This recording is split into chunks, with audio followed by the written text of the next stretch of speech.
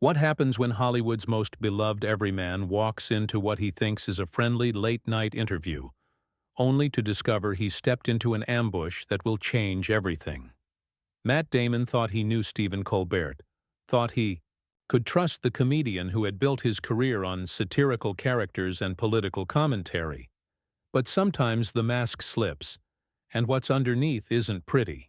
Make sure to subscribe and drop a comment below because this story will shock you. The Late Show with Stephen Colbert had always prided itself on being different from the other late-night programs. Where others played it safe, Colbert dug deeper. Where others cracked jokes, he asked the hard questions. But tonight felt different from the moment Matt Damon walked through those familiar studio doors. The audience was buzzing with their usual energy, unaware that they were about to witness something unprecedented in late-night television history. Matt had done the show before, multiple times actually. He and Stephen had what he thought was a good rapport, built on mutual respect and shared liberal values. They'd laughed together about politics, discussed serious issues with nuance, and Matt had always left feeling like he'd had a genuine conversation rather than just another promotional appearance. That's why when his publicist mentioned The Late Show as part of his press tour, Matt didn't hesitate to say yes. The green room felt normal enough. Matt chatted with the producers, went over the talking points, the usual pre-interview routine. His new film was getting great reviews, he was in a good mood, and he was looking forward to catching up with Stephen. The makeup artist applied the final touches while Matt ran through some anecdotes in his head, the kind of stories that always played well on late-night television. But as he walked out onto that stage, something felt off. Stephen's smile seemed forced, his greeting a little too cold for their usual warmth. The audience applauded enthusiastically as Matt took his seat, but there was something in Stephen's eyes that Matt couldn't quite place. It looked almost like contempt. "Matt Damon, everyone," Stephen announced, his voice carrying that familiar cadence but lacking its usual genuine enthusiasm. "Thanks for being here tonight." "Thanks for having me, Stephen. Always a pleasure," Matt replied, settling into the guest chair with his trademark easygoing smile. "So let's talk about your new movie," Stephen began, but even as he said it, Matt could sense that movies weren't really what Stephen wanted to discuss. "But first, I have to ask you about something that's been bothering me." Matt's smile faltered slightly. This wasn't how their interviews usually started. "Sure, what's on your mind?" Stephen leaned forward, his expression hardening. "You've been very vocal about certain political issues lately. Very passionate about social justice, climate change, wealth inequality, all noble causes, I'm sure you'd agree." "Absolutely," Matt nodded, unsure where this was heading but sensing the shift in tone. "I think we all have a responsibility to speak up about things that matter." "That's interesting," Stephen said, his voice dripping with what was starting to sound like sarcasm. "Because I've been doing some research, Matt, and I'm curious about how you reconcile your public positions with your private choices." The audience began to quiet down, sensing something was happening that wasn't in the usual late-night playbook. Matt felt his stomach tighten. "I'm not sure I follow." "Well, let me help you follow," Stephen replied, pulling out a stack of papers from behind his desk. "You've spoken passionately about wealth inequality, about how the rich need to pay their fair share, about how obscene it is that some people have so much while others have so little." "Yes, I believe that strongly," Matt said, his voice growing cautious. "And yet," Stephen continued, his tone becoming more aggressive, "you own homes worth a combined total of over $50 million. You've structured your finances through multiple shell companies to minimize your tax burden. You've invested in private equity firms that have been involved in mass layoffs. How do you square that circle, Matt?" The studio fell silent. This wasn't the Stephen Colbert that audiences knew, the one who skewered politicians and pundits with clever wit and satirical insight. This was something else entirely, something darker and more personal. Matt felt blindsided, ambushed in a way that felt Deeply unfair. Stephen, I think you're mischaracterizing, Matt began, but Stephen cut him off. Am I? Because I have the documents right here. Your real estate holdings, your investment portfolio, your tax returns from the past 5 years. All obtained through perfectly legal means, of course. Matt's face was flushing red, a combination of embarrassment and growing anger. The audience was completely silent now, sensing they were witnessing something that had gone far beyond entertainment into something personal and ugly. You know what, Stephen? You're being incredibly unfair right now, Matt finally said, his famous composure beginning to crack. You're taking complex financial situations and trying to make them sound like hypocrisy. Complex financial situations, Stephen repeated mockingly. Is that what we're calling tax avoidance schemes now? Complex financial situations? The tension in the studio was palpable. Matt's jaw was clenched, his hands gripping the arms of his chair. This wasn't an interview anymore. It was an interrogation, and a hostile one at that. The audience didn't know whether to laugh, cheer, or just sit in uncomfortable silence. You know what your problem is, Stephen, Matt said, his voice rising. You've been playing a character for so long, you've forgotten how to have a real conversation. You want to tear people down to make yourself feel superior. Stephen's eyes flashed with anger. My problem? My problem is watching Hollywood liberals. Like you preach about social justice while living like kings. At least I'm honest about what I am. The words hung in the air like a challenge, and Matt Damon felt something snap inside him. This wasn't just about his finances anymore. This was about his integrity, his character, everything he'd worked to build over decades in Hollywood. The Stephen Colbert sitting across from him bore no resemblance to the man he thought he knew. Honest about what you are? Matt shot back, his voice now carrying real edge. You mean a bitter comedian who's so desperate for ratings that you'll ambush guests who thought they were coming here as friends? The audience gasped audibly. This was uncharted territory for late-night television. Stephen's face darkened further, his professional composure completely gone now. Friends? Stephen laughed, but there was no humor in it. You think we're friends, Matt? You think any of us are really friends with you people? You live in a bubble, so thick you can't even see how ridiculous you sound. You people? Matt repeated, incredulous. What is that supposed to mean?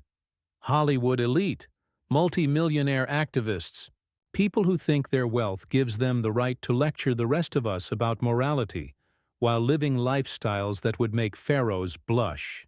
Matt stood up abruptly, his chair scraping against the floor. The audience was riveted, some pulling out phones to record what was clearly becoming a historic television moment. You know what, Stephen? I came here in good faith. I've always supported this show, supported you, treated you with respect. And this is how you repay that? Respect? Stephen also stood, moving around his desk to face Matt directly. You want to talk about respect? Where's the respect for all? The people whose jobs got cut when your private equity investments decided to boost profits? Where's the respect for the working families paying more in taxes than you do? That's completely out of line and you know it, Matt fired back. You're twisting facts to create some narrative that doesn't exist. I've never claimed to be perfect, but I try to do good with the platform I have. The platform you have, Stevens repeated sarcastically. The platform built on playing characters who represent ordinary working people, while you yourself live further from ordinary than most people live from wealthy. The studio audience was completely silent now, torn between fascination and discomfort at watching what felt like a genuine personal attack disguised as political commentary. Some audience members were looking around nervously, wondering if they should be witnessing this. You're being a bully, Stephen, Matt said, his voice now steady with controlled anger. This isn't journalism. This isn't comedy. This is just cruel. And it's beneath you. Or at least beneath who I thought you were. Cruel? Stephen laughed bitterly. You know what's cruel? Watching celebrities like you turn social justice into a fashion statement while the policies you support in public get undermined by the economic choices you make in private. That's enough, Matt said firmly. I'm not going to stand here and let you attack my character based on your twisted interpretation of complex financial and political realities. Complex again, Stephen noted mockingly. Everything's complex when it comes to justifying your lifestyle, isn't it, Matt? My lifestyle? Matt's voice was rising again. You want to talk about lifestyles? You make millions of dollars a year mocking politicians and celebrities. You built your entire career on a character that pretended to be a right-wing pundit, and now you've apparently decided to become one for real. That hit home. Stephen's face flushed red with anger. Don't you dare compare what I do to what you do. I earn my money through actual work, not by pretending to be characters while real stunt people do the dangerous stuff. Real work? Matt couldn't believe what he was hearing. You sit behind a desk and make jokes. That's your real work?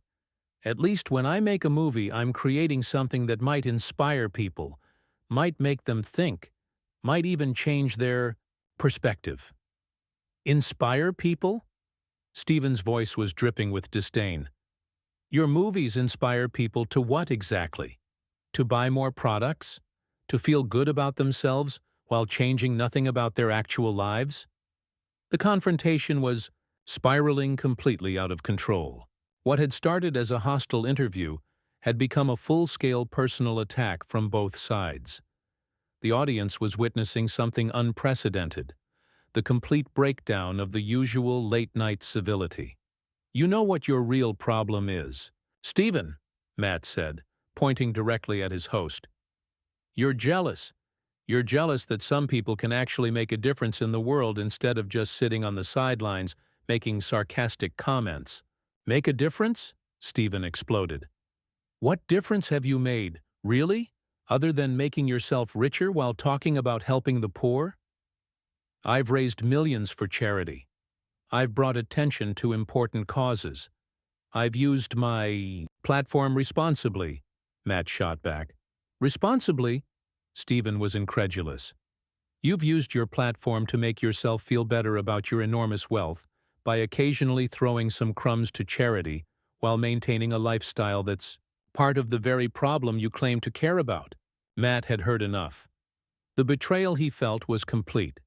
This wasn't political disagreement. This wasn't even professional criticism. This was personal destruction, and it was coming from someone he had trusted. I don't have to listen to this, Matt said, starting to move toward the exit. This isn't an interview, it's an ambush, and I'm done being your target. But Stephen wasn't finished. As Matt began to walk away, Stephen called after him, his voice carrying across the silent studio. That's right, Matt, walk away. That's what people like you always do when someone finally calls you on your bullshit. Matt froze.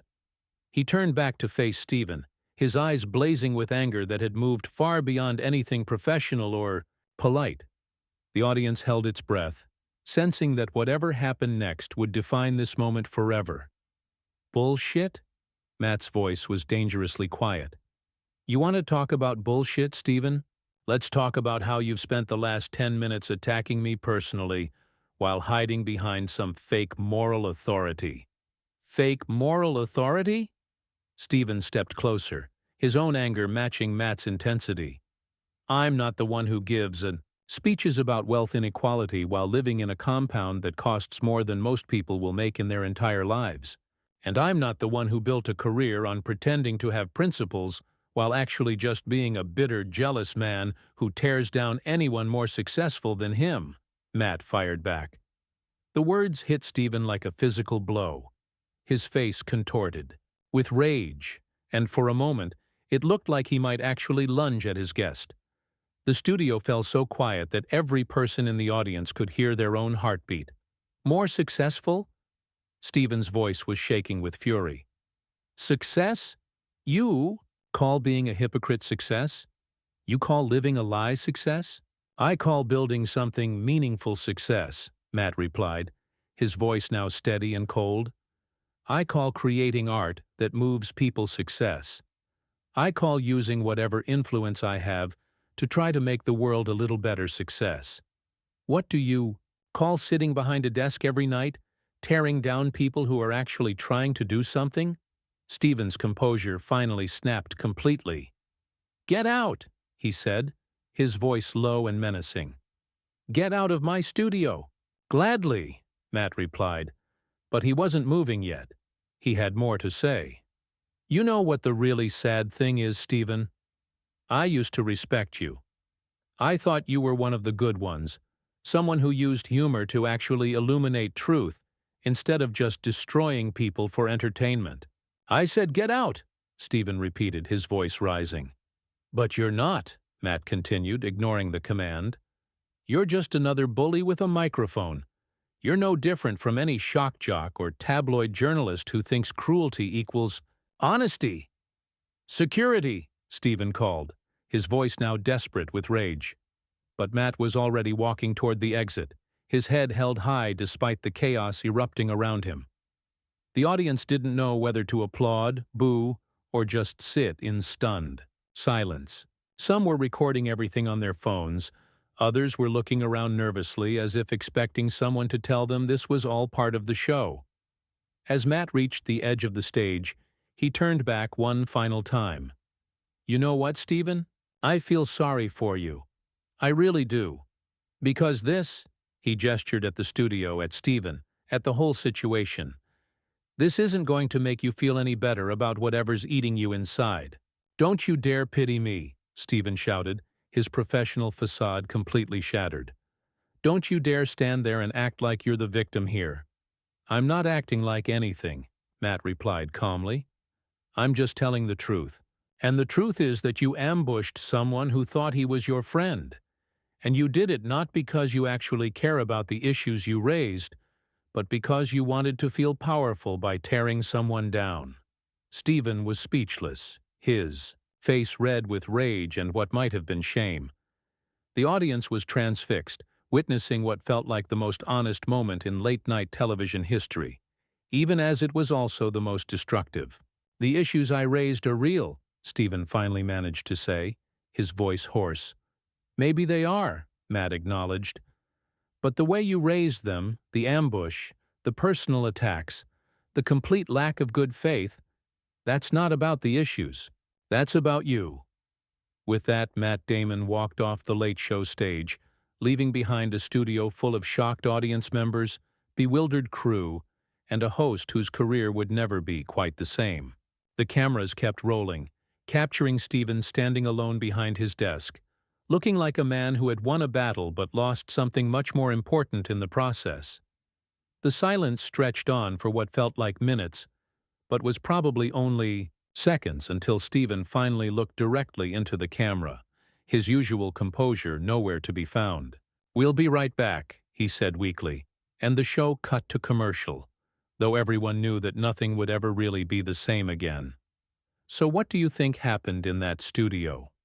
Was Stephen Colbert justified in his confrontation, or did he cross a line that should never be crossed in the world of late-night television? Subscribe to the channel and let me know in the comments what you think really drives this kind of Hollywood drama.